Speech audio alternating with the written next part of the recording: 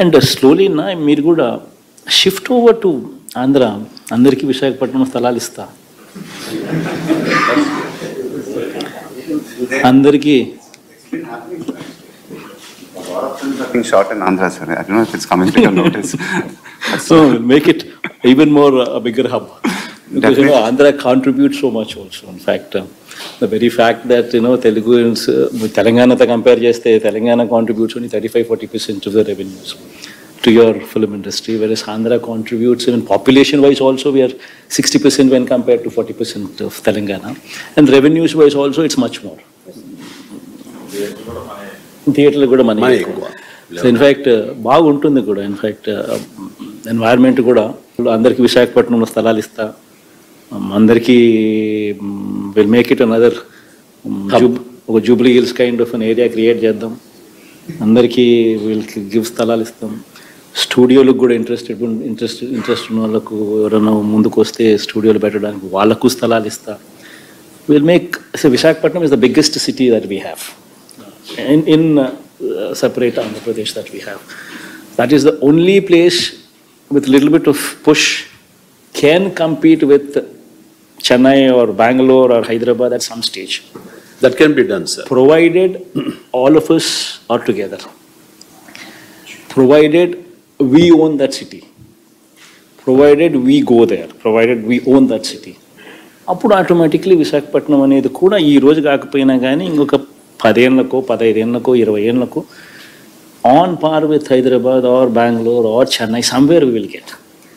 But it should be మనమంతా own చేసుకోగలిగితేనే జరుగుతుంది. సో ఫస్ట్ థింగ్ దట్ ఆ లీప్ రావాలి అని అంటే ఫిల్మ్ ఇండస్ట్రీ ఫస్ట్ విశాఖపట్నంకు షిఫ్ట్ కావడానికి my request to all of you is please consider. అందరికీ స్థలాలు ఇస్తా, స్టూడియోలకు కూడా పెట్టుకునే దానికి కూడా వేరే మళ్ళీ స్థలాలు ఇస్తా, అందరికీ ఇళ్ళ స్థలాలతో పాటు అందరికీ స్టూడియో స్థలాలు కూడా ఇస్తా. Let's everybody start owning that Visakhapatnam. That's my request from. Skill development చాలా బాధ్యతగా తీసుకున్నాం. అందుకనే నేను కోరుకుంటుంది ఏంటంటే ఇక సినిమా పరిశ్రమ కూడా రావాలి.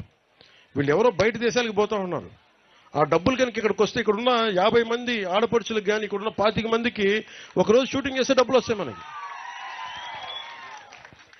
సో ఇట్లాంటివన్నీ ఆలోచించి నేను టూరిజం కూడా డెవలప్ చేయాలి, విదేశీయులు రావాలి, ఇవన్నీ ఆలోచించి మేము ముందుకు వెళ్తా ఉన్నాం. మీ సహాయ సహకారాలు కావాలి, మీరు అండదండలు కావాలి, మీకు అభివృద్ధి కావాలి. మనస్ఫూర్తిగా కోరి మీకోసం నిరంతరం పనిచేస్తామని తెలియజేసుకుంటూ ఇక్కడికి వచ్చిన కూటమి నాయకులందరికీ పేరు పేరున తెలుగుదేశం, జనసేన, భారతీయ జనతా పార్టీ నాయకులందరికీ, సర్పంచులకి, ప్రతి ఒక్కరికి పేరు పేరున ధన్యవాదాలు తెలుపుకుంటూ వేదిక పైన ఉన్న గౌరవ ఎమ్మెల్యేల గారికి, ఎమ్మెల్యేస్ అందరికీ కూడా నా నమస్కారాలు, హృదయపూర్వక ధన్యవాదాలు తెలియజేసుకుంటూ ఈ కార్యక్రమాన్ని ఇంత విజయవంతంగా చేసిన మన కలెక్టర్ గారికి, ఎస్పీ గారికి, ఉన్నత పోలీస్ అధికారులందరికీ కూడా ధన్యవాదాలు తెలుపుకుంటూ నిన్నటి నుంచి ఈ రోజు దాకా దారి పొడవునా ఉన్న ప్రతి కానిస్టేబుల్ కూడా చేతులెత్తి నేను నమస్కరిస్తా ఉన్నాను.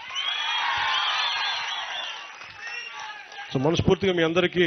అలాగే ఈ రోజున నేను ఒక మాట చెప్పి ఫండ్స్ సరిపోవట్లేదంటే ఉన్న ఫండ్స్లో ఎలా అడ్జస్ట్ చేయొచ్చని ప్లాన్ చేసిన కృష్ణతేజ గారికి, పిఎస్ మధు గారికి, ఓఎస్డి వెంకటకృష్ణ గారికి కూడా మనస్ఫూర్తిగా ధన్యవాదాలు తెలియజేసుకుంటూ మరోమారు ప్రధానమంత్రి గారికి నా ప్రగాఢమైన కృతజ్ఞతలు తెలియజేసుకుంటూ ఈ కార్యక్రమాన్ని ఇంత తక్కువ సమయంలో మాకు అవకాశం ఇచ్చి పెట్టుబడులకి మాకు నిధులు సమకూర్చిన గౌరవ ముఖ్యమంత్రి గారికి, శ్రీ నారా చంద్రబాబు నాయుడు గారికి మనస్ఫూర్తిగా ధన్యవాదాలు తెలియజేసుకుని సెలవు తీసుకున్నాను. జై హింద్.